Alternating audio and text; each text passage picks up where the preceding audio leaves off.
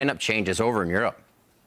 I guess for me and the caster team here, the biggest change was that Elements finally decided to get a good support player. Krepo is no longer on the lineup. He's joined us on the caster desk, and that's super awesome for everyone here. We are very hyped to see what he can do, and I've already enjoyed my time with him for the first few days. He's taking a lot of pictures of me. It's kind of weird, but I love the insight he brings to the team. But when you then look, I guess, at the serious stuff, the teams here in the EULCS, for me, we have to start with Gambit Gaming and the fact that they now have Forgiven as an AD carry, because that's a massive change. Pinoy and Eddie, they didn't look too good together in the laning phase, and that was a big problem for Gambit, especially if you look at like the playoffs. Forgiven, we know he's going to change that completely. He's a lane dominant player. He's probably the best in Europe when it comes to purely laning phase. Him and Eddie together can be a very dangerous 2v2 lane. We do have to see though how the Gambit lineup will work, because Forgiven used to play this 1-3-1 setup in SK Gaming like every single game, where he was just focused on like being better individually than the other players, beat them in laning phase, push every single lane. Gambit can do the same style with EpicSkillshot top because he's such a good laner as well. But I want to see which style they decide to use here in the start of the LCS. And then we can go on to number 2. I just mentioned how Krepo was no longer on Elements. They picked up a new support because they are my number 2 big roster move here in Europe. Completely new lineup.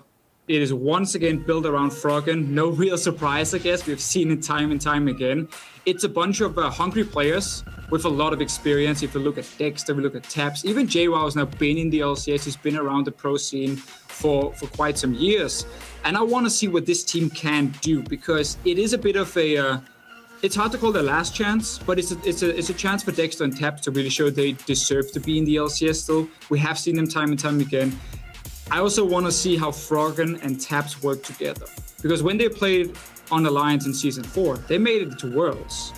And it was a good mix of 2 smart players, where Froggen was the more passive-minded, and then Taps wasn't afraid to make some big plays if needed. I want to see if they can find that synergy again between these 2 players.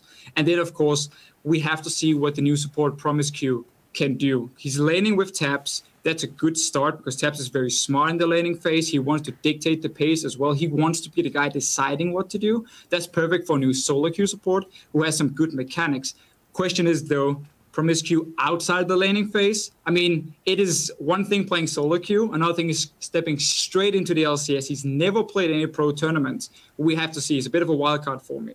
But then looking at the number 1 big roster move here, or thing we want to look at, is going to be Fnatic. I mean, all the hype is on Fnatic with the performance at MSI, but we are looking at Rekkles joining the team here. He's replacing Steelback as the AD carry, obviously, and it is an upgrade in every way possible, honestly. I feel like Rekkles is just a better AD carry, and it was like the weakest position for Fnatic.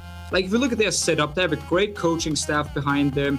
The team seems to work really well. There were questions often about Steelback and his performance in the laning phase. That should be somewhat fixed now with Rekkles. We just have to see how they decide to play the map, because Rekkles is not the same kind of like supportive, laid-back AD carry who just focused on trying to clean up team fights like Steelback did. Rekkles is a lot more focused on getting farm. He wants attention. He wants to be a carry.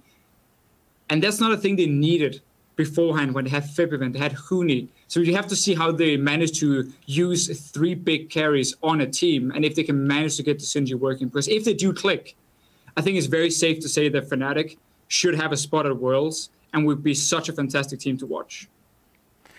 Perfect. Great stuff, Deficio. As always, lots of changes as we see. And thank you for joining us. We'll be watching tomorrow to see how Krepo does in his debut. Yeah.